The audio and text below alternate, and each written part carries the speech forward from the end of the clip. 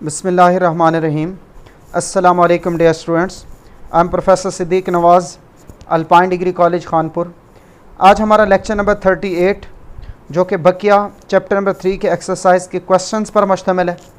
बेटा question number 5, what is Charles law, which scale of temperature is use to verify that V/T is equal to K when pressure and number of moles are constant.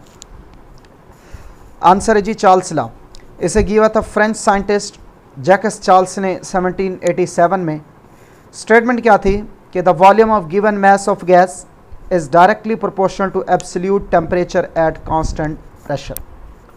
Mathematical form बताएंगे, V directly proportional to T, proportionality को हटाया constant आया, V equal to KT, ratio बनाई V/T is equal to K।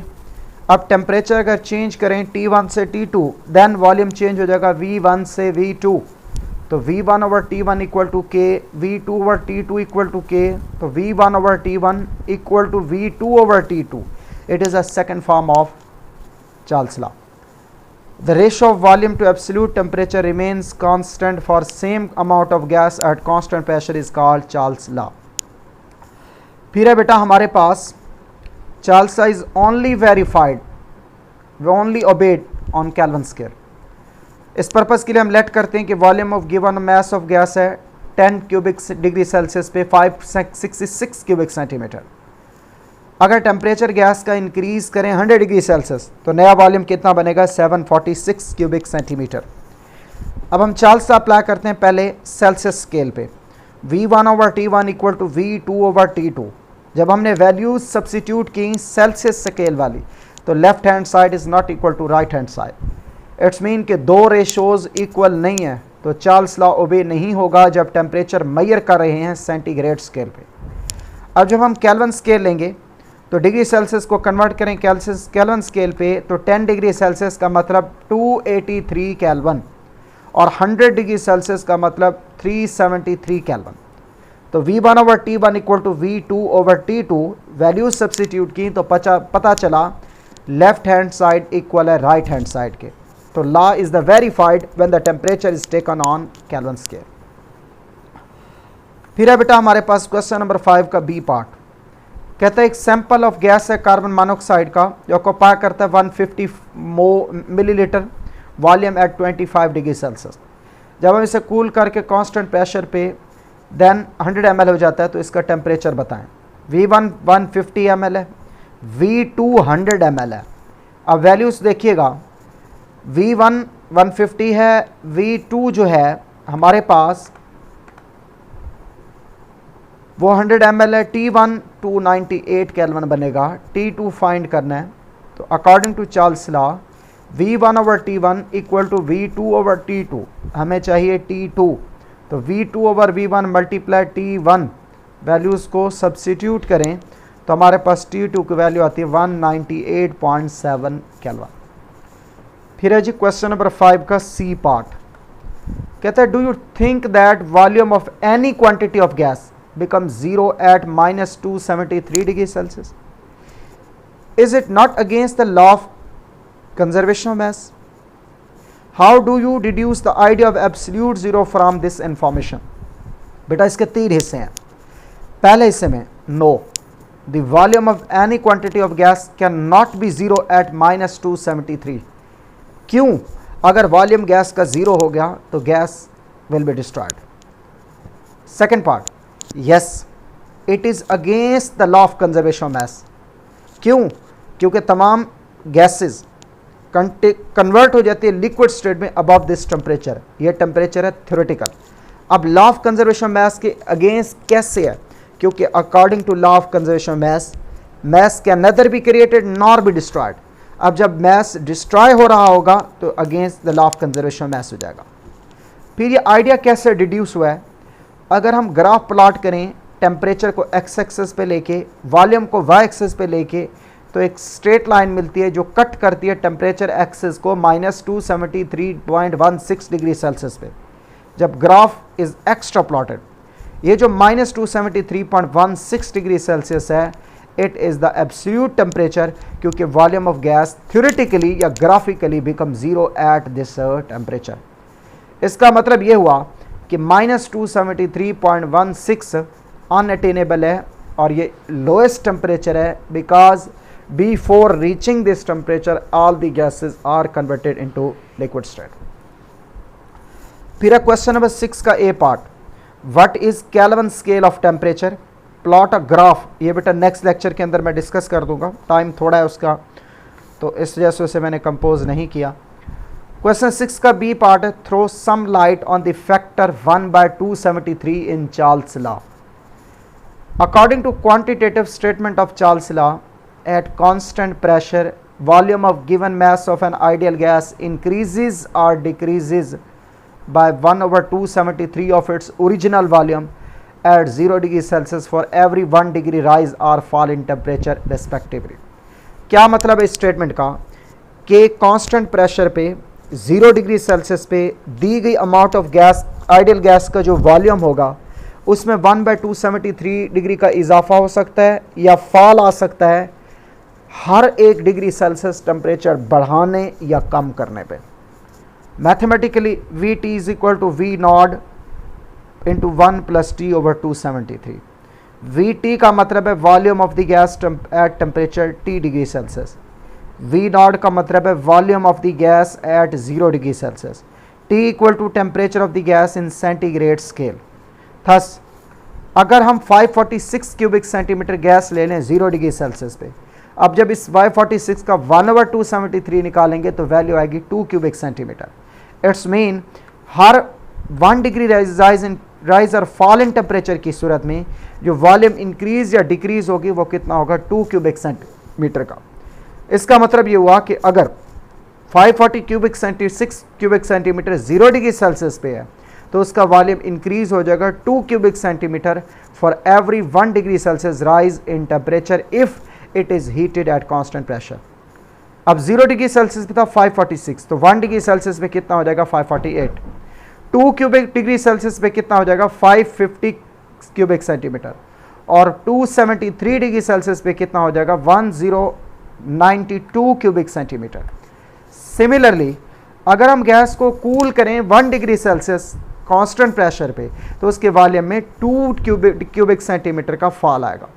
जैसे 0 degree पे था 546, तो -1 पे हो जाएगा 544 क्यूबिक सेंटीमीटर, -2 पे हो जाएगा 542 क्यूबिक सेंटीमीटर, -273 पे हो जाएगा 0 क्यूबिक सेंटीमीटर। इट्स मीन कि -273 0 ऑफ केल्विन स्केल है, एब्सोल्यूट 0 है, 1/273 फैक्टर हेल्प करता है to the development of Kelvin scale.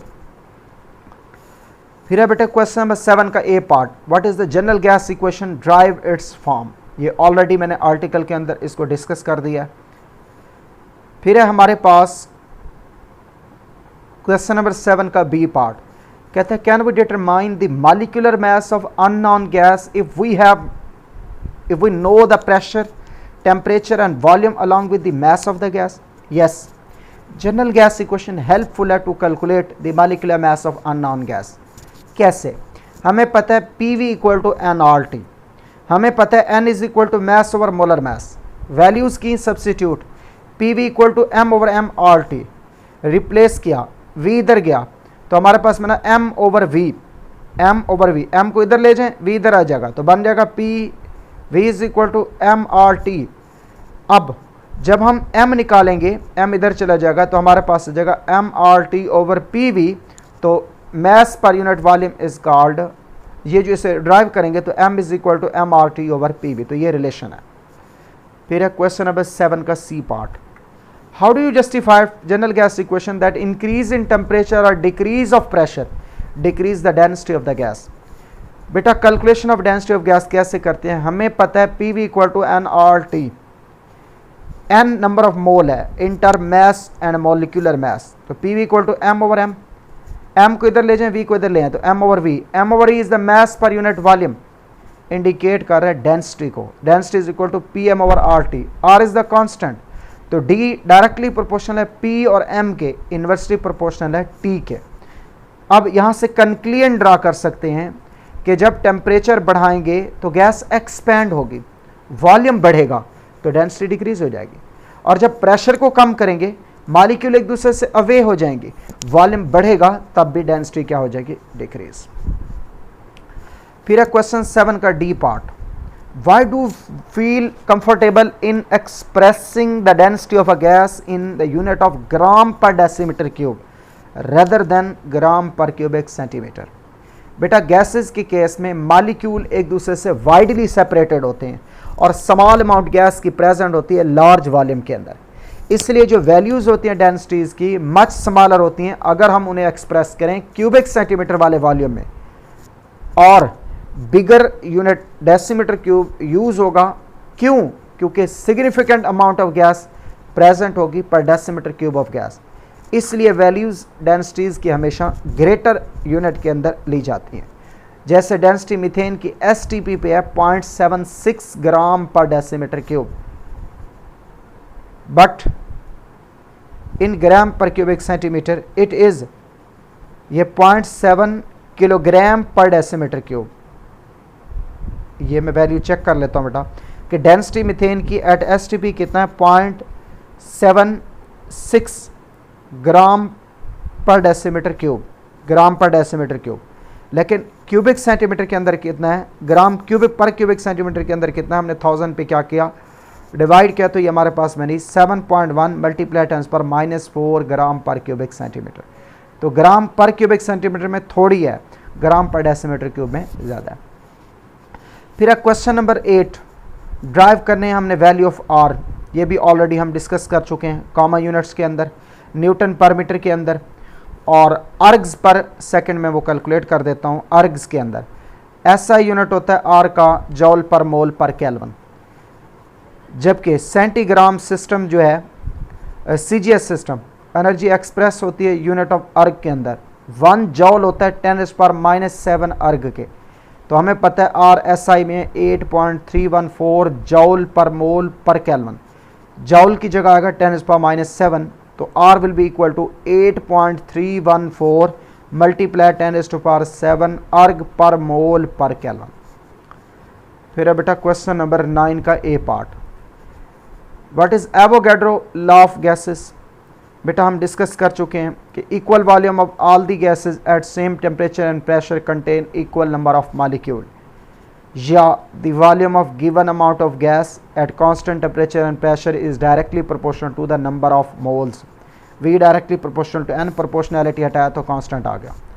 Example दे सकते हैं कि एसटीपी कंडीशन पे 1 मोल आइडियल गैस ऑक्यूपाई करती है volume 22.414 decimetre cube, 1 mole oxygen 32 gram, Avogadro number of molecule equal to molar volume, 1 mole nitrogen 28 gram, Avogadro number of molecule equal to molar volume, 1 mole H2 equal to 2.016 gram, Avogadro number of molecules equal molar volume के। फिर question number 9 का B part, do you think that 1 mole hydrogen और 1 मोल ammonia 0 degree Celsius और 1 atmospheric pressure पे contain करता है Avogadro number of particles, if not why. Yes, 1 mole of every substance has Avogadro number of particle under the same condition of temperature and pressure। अब जब 1 mole hydrogen का और 1 मोल ammonia का होगा तो उनके पास सेम नंबर ऑफ पार्टिकल्स होंगे जो कि इक्वल होंगे 6.02 multiply 10⁻23 at 0 degree Celsius and 1 atmospheric pressure. फिर है जी क्वेश्चन नंबर 9 का सी पार्ट, कहता है justify that 1 cubic centimetre hydrogen 1 cubic centimetre methane STP पे same number of molecule contain करते हैं, जबकि एक मॉलिक्यूल मीथेन का 8 टाइम हैवियर है देन हाइड्रोजन। बेटा according to Avogadro's law, equal volume of all the ideal gases at same temperature and pressure contain equal number of molecule. वजह, gases के case में distance between molecule approximately 300 time greater होता है then there on diameter. इससे साबित होता है कि volume occupied by gas molecule depend नहीं करता मॉलिक्यूलर साइज या मैस ऑफ मॉलिक्यूल पे, वॉल्यूम गैस का ओनली डिपेंड करता है नंबर ऑफ मॉलिक्यूल्स पे। सो हम कह सकते हैं एवोगैड्रो लॉ के मुताबिक इक्वल वॉल्यूम हाइड्रोजन का और इक्वल वॉल्यूम मीथेन का कंटेन करेगा same number of molecules that is 6.02 multiply 10⁻23 के। आई होप आपको ये बातें समझ आ गई होंगी। अल्लाह हाफिज़ बेटा।